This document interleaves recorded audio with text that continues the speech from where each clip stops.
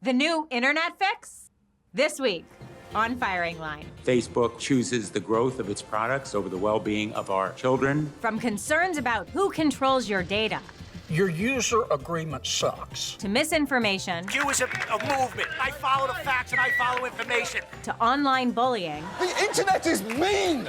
To censorship. You have used this power to silence conservatives. People love to hate their big tech social media platforms. But is there a way out? Enter real estate mogul, sports team owner, and civic entrepreneur Frank McCourt. We have this incredible opportunity for a reset, and we can get it right this time if we move quickly. He's using his vast personal fortune and blockchain, the technology that powers cryptocurrencies, to transform how the internet works. Let's return the ownership and control of the data to individuals. Can his vision become a movement? What does Frank McCourt say now? Firing Line with Margaret Hoover is made possible in part by Robert Granieri, Charles R. Schwab, the Fairweather Foundation, the Asness Family Foundation, and by corporate funding is provided by Stevens, Inc. Frank McCourt, welcome to Firing Line. Yeah, it's a pleasure to be with you, Margaret. You are a businessman who made a name for yourself in real estate and sports franchises, including the LA Dodgers, which you had formerly owned. You founded an eponymous public policy school at Georgetown University, and now you're focusing your efforts on technology, specifically the architecture of the internet. Why the shift? Well, it's been a bit of a journey for me, and I feel that I, like most people, growing and learning as life goes on, and I'm deeply concerned about the state of our democracy and capitalism, for that matter, from a selfish point of view, but also from a societal point of view. We need these systems that have served us so well to continue to function in the future. There are a lot of billionaires who are interested in trying to do good, but what actually inspires your inclination to try to fix this problem?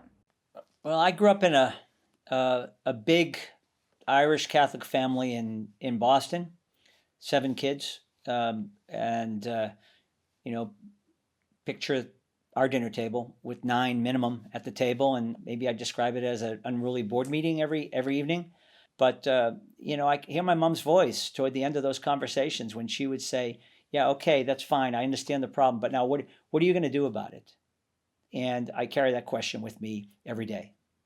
Why was it technology that became the center of your focus? Yeah, it's a really interesting question. We came to the conclusion that technology and so-called big tech was a big part of the problem, maybe even the primary problem. And what I mean by big tech is really social media and its use and misuse and a surveillance form of capitalism. So I think the internet is not the problem. It's the way the internet is being used that's the problem, and some might say even being abused.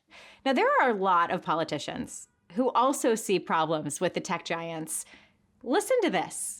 Big tech, I believe, poses the single greatest threat to free speech in our country today. Today's big tech companies have grown so giant and so powerful that they threaten our economy, our society, and our very democracy. They know what we buy, who our friends are, where we live, work and travel, and more. In fact, their very business models were set up around getting that information and then using it to profit. The business model of these companies is addiction. It's an attention treadmill. They determine who we can communicate with. They have incredible power over the economy, over the political life of this country, in a very dangerous sense. Free speech, monopoly power, privacy, unhealthy monetization models. Which of these are you most concerned about? All of the above. Regardless of your perspective politically, there is something fundamentally wrong about the current internet architecture. The current model is broken. We need to get to the root cause of the problem. Frank, you've just launched Project Liberty, which is an initiative to create a, quote, equitable civic architecture for the next generation of the web? There is a solution, and Project Liberty is about a solution, and that's transforming the way the internet works. There are very few core internet protocols that we've all adopted, and they become universal protocols. There's no reason whatsoever why we can't have another protocol, another core internet protocol that we all agree that we're going to adopt and use as a universal standard, and then the internet would work differently. It should be a public utility, as this would be consistent with the thinking behind the internet and those that invented it, that this was intended to be a public utility. And by inference and by design, you and I would own our own data, as would everyone else. Let's define some terms. When you say protocols, what does that mean? It dictates how the internet operates. What I'm referring to are core internet protocols, core operating protocols. And the Internet 1.0, so-called 1.0, that was used early on, invented by researchers and scientists to exchange large data sets. It was just an efficient, easy way to transmit large data sets. And then Web 2.0 came along with the so-called World Wide Web. And now we all were connected. And I believe that the inventors of the World Wide Web believed that the goodness of people would dictate and govern, and that this would connect us all. And wow, what a wonderful thing it would be. But that's not what happened. What happened was a few powerful entities now collect and extract the data. They monetize the data. And now we see the data being weaponized. And we end up manipulating people in society and groups in society in a very, very unfair way. We need to get back to the basics. A new protocol that transforms the way the internet works. Now, rather than having an internet that extracts value from society, we have an internet that creates value for society. At the core of the problem here is the data. Who owns it? Who controls it? And right now, big tech, without my permission, is scraping my data and extracting my data, not just on social media, but also on search and also when I'm in my car or home or walking down a street or when I'm shopping. It's ubiquitous, and it needs to change because we're not heading in a healthy direction. The Wall Street Journal recently published a series of reports entitled The Facebook Files, detailing Facebook's own failings to address widespread problems like exempting high-profile users from its rules, downplaying what it knew to be harmful effects on young users, responding inadequately to reports that malicious actors like sex traffickers were using their platforms for business dealings. Did any of these revelations that were reported about Facebook, Frank, surprise you? No, honestly, they didn't. I've never been on social media. I think it's a bad deal for people when they're exposing all of their data and sharing all of their data without any governance model. Just to be clear, you're not on Facebook, Twitter, TikTok, any kind of social media yourself? I am not personally. However, I am on search. I do use the internet for other conveniences that we all use it for shopping and so on and so forth. I have devices in my home. I drive an automobile. So I don't escape this problem just because I don't use social media. It's interesting that you focus on social media because I think it is, we need to fix it first. It's completely destroying trust. With no trust, there's no democracy. With no trust, there's no capitalism. There's no economy. So we need to address that first. This is a broken model that needs to be fixed. So more than 3.5 billion people use social media right now. Why are so many people using something, Frank, that is broken?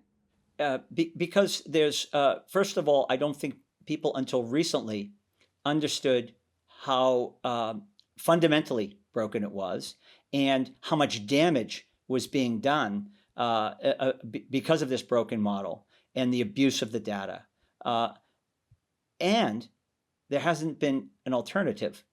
And now we live at a wonderful moment, actually, and where technology is, as it generally does, evolving and advancing. And we're about to enter the next generation of technology, so-called Web 3.0, which will give us an opportunity to reset, to have a do-over and to get it right this time. I mean, imagine now knowing what we do in terms of how powerful the internet is. Imagine now getting it right and actually embedding values and principles in the technology, the same values and principles we want reflected in our society. All right, let's get to the solution. Project Liberty is developing a DSNP, which stands for a Decentralized Social Networking Protocol. And you have already released an early version of it last month in September. What is a DSNP? Think of it as a core internet protocol, just like HTTP or HTTPS is a core protocol that we've all just agreed to adopt, to use. So imagine DSNP sitting on top of that, and we all agree to adopt it, to use it. Well, that would transform the way the internet works, because now we would own and control our own data. Now we would give permission to who got to see and use our data, and for what purposes. If in the next pandemic, when we want to find out how the virus is spreading, we could share our data anonymously and be able to more quickly solve the problem or invent a new vaccine. So in other words, we could give our data for public purposes, or we could engage in the commercial activities, which will continue. We're not saying the internet is bad. We're saying how it's used is bad. We're not saying the connectivity is bad. It's wonderful. It can help us solve these problems at scale. It's just being used the wrong way. But now imagine we make the decision. We have the power. We have the agency. We own and control the data. Everything would change. So the protocol, it's open source. We've created it. We've donated it to humanity. Everybody can use it. Okay, so your protocol uses blockchain technology as a way of storing all of the social connections that users make. This audience may be more familiar with the term blockchain as it relates to cryptocurrencies like Bitcoin or Ethereum. So in layman's terms, Frank, how might blockchain technology transform online social networking? It's a great question. You'll have the ability to protect your privacy, to share your identity with who you want to, when you want to, or not, be anonymous otherwise. You'll only be able to be one person. Bots won't be able to continually contaminate the ecosystem or the social ecosystem. Alternative egos, false IDs, you being me being you, all that gets eliminated. It doesn't solve all the bad behavior. You still have bad people doing bad things, but it will solve a great deal of it, because we'll have now a trusted environment where at least we know we're dealing with another human being, and that human being will share with the counterparty the information they want to share, and that information can be verified. That's what blockchain enables. Blockchain-enabled transactions are known to be slower than regular transactions, because blockchain is known to be a slower processing system. Is that something that you think about when you think about the scalability of this protocol? I think of this as it evolving in the same way that technology in the past has evolved. We've heard about Bitcoin and cryptocurrencies and all this.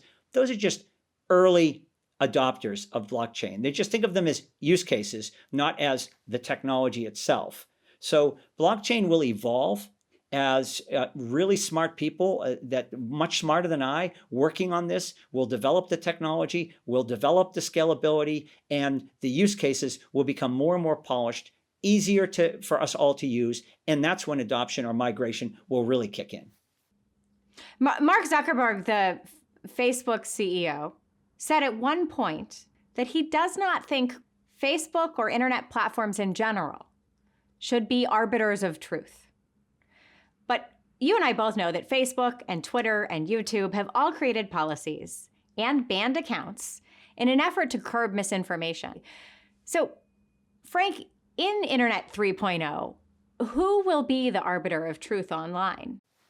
For sure, no individual, myself included, should be the arbiter of truth and all of the other related issues. We need to bring in before it's too late, because Web3 is here and it's going to evolve. And like tech, all tech, it's going to move rapidly. We need to bring in now the experts in governance, in ethics, in law, in policy, in history, in political science. We now live in a digital world. Our institutions have supported us ably in an analog world. We need a new civic architecture for this digital world. Just this week, YouTube announced that it would take down video channels that are associated with anti-vaccine activists, which broadens a ban they previously applied only to misinformation about the COVID-19 vaccine. Now it includes misinformation about other approved vaccines. So where do you stand on this move by YouTube, which is owned by Google? Where I stand is that the model's totally broken. It's not solving the problem. It's just, a at the edges intervention. But the problems are proliferating much faster than any interventions or any solutions if we approach it that way. The same with regulation. Regulation alone will not be enough, and big tech self-governing alone will not be enough. We need an entirely different architecture, a new model that puts people first, not the platforms first. In 1997, William F. Buckley Jr. hosted the CEO of Netscape, the tech giant of its day, to discuss the new moral and legal challenges of the internet age. Listen to this. The Department of Justice is up against areas now, perhaps, where the laws that were written 50, 100 years ago and so forth are just no longer adequate in the world of cyberspace because of the differences and the speed and rapidity of change and the difficulty of understanding some of these technologies. Right, so that gets to the point you just made, right? A quarter of a century ago, they were discussing the same theme that you just mentioned, right? That we are still trying to keep up with the pace of change, and that government regulators are never going to be able to do that. So how does your solution address that fact? Well, Project Liberty has a tech component. We need a tech solution to a problem caused by tech. But it also has a governance component, which is bringing together those that understand the tech with those that understand governance. We're capable of much better than this, and the technology can help us, but it needs this governance component. It's as important as the tech. This is a huge moment for this country, because not only are we resetting the technology, we actually have a chance here to create the democracy that our founding fathers wrote about. So I'm very optimistic, because if we can get people involved here and get the proper governance, the tech part is easy. If users migrated to this new technology en masse, would that lessen the calls that we hear to break up the big tech giants like Facebook and Amazon? Oh, I believe so. It's, as I said earlier, regulation is only part of this. Regulation, in one sense, buys time for the innovation to occur. Is there a role for government in this project? I think those in government, they see the problem, and they're doing their best to rein it in. But I would bet if you ask most people in government, honestly, do they think that the regulation alone will solve the problem? I would bet that they would say no, because they know how at the speed at which regulation moves versus the speed at which tech moves. They also have a lot of power, though, to remove constraints, remove friction, to allow innovation to occur, just like they did during the telecommunications revolution and the Telecommunications Act. That act enabled a whole revolution to occur in the telecommunications industry, moving from a single monopolist to an oligarchy, now to multiple choice. And this is a repeat in my opinion. And so government played an important role, but it wasn't government alone that solved the problem. The private sector stepped forward and innovated. And then there was a huge boom in the telecommunications industry that we've all benefited from.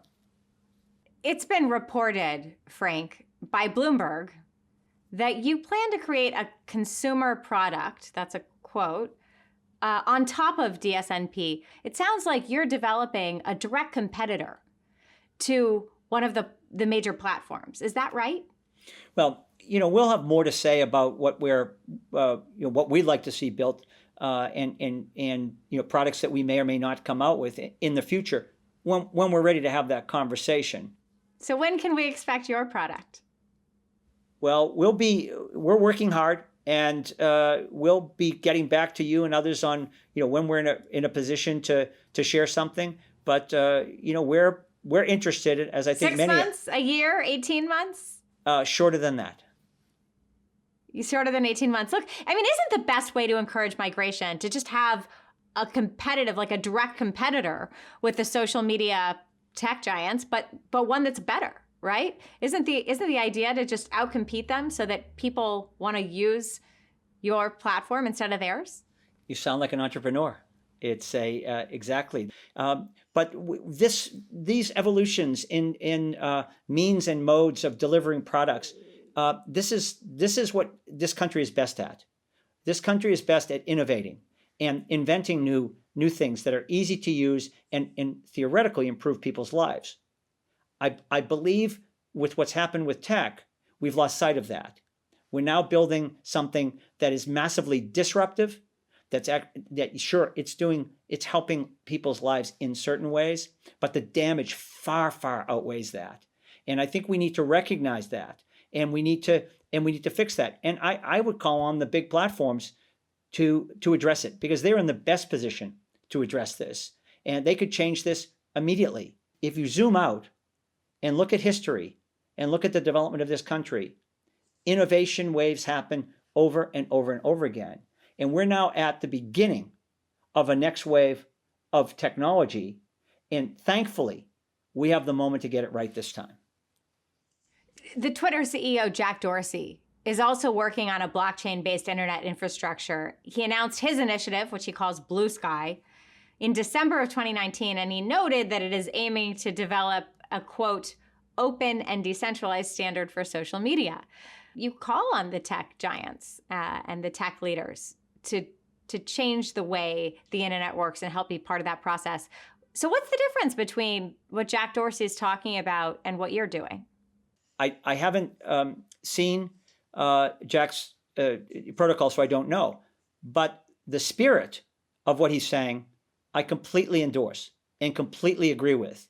And I'm glad he's working on it. And I'm glad he has a team working on it. Because this isn't about who changes things. We all need to contribute to that. It's about changing things. And if Jack Dorsey has a better product or a better idea, I'll be the first to support it. There are many, many smart people out there that are passionate about this issue, that have something to offer. We welcome that involvement. We need to get this right. To me, we're at a foundational moment. We should be thinking about this as the foundation of this very country, where people got together. Hopefully this time around, there'll be a diverse group getting together, representing all facets of our society, but getting together and talking about what do we want the ideals to be, what do we want the values to be, the principles to be in this new community we're founding. You have said several times that this protocol will be, quote, gifted to humanity. So is this effort entirely driven by altruism and your desire to fix a problem? Or are there profit motives involved? And if so, is that necessarily bad? Well, it's definitely both in our case. Our entire premise as an enterprise is to integrate financial results and social impact. We've never, as a family, looked at those two as at odds with one another. We have a responsibility to society and to do things that have positive impact on society. That's how we run our business. That's how we operate. That's how we make decisions, and that's how we think about things. So, from my perspective, this is a wonderful project to have both impact and generate financial results. And I think the financial results not only are not a bad thing. Without them, I don't think Project Liberty will work. I don't think it's sustainable, and there's no chance of catching up with big tech. You're investing $250 million into this effort, but ultimately you need to get perhaps billions of people to depart from something that is so deeply entrenched in their daily lives that some even compare it to an addiction. How confident are you that you can do this? Well, I'm very confident, or I wouldn't be doing it. But anybody that knows me knows I'm an optimist, and I'm not always right. Project Liberty is a solution to a big problem, and if there's a better solution out there, we will support that solution. And I'm very hopeful. I'm very optimistic that we can have a positive impact here, but it's going to take many, many others as well. Frank McCourt, thank you very much for sharing your perspective, your ideas, your project, and your solution for how to fix the internet. It's been a pleasure to have you on Firing Line. My pleasure, Margaret. Thanks for your interest in Project Liberty. I really appreciate it. Firing Line with Margaret Hoover is made possible in part by Robert Granieri, Charles R. Schwab, the Fairweather Foundation, the Asness Family Foundation, and by corporate funding is provided by Stevens, Inc.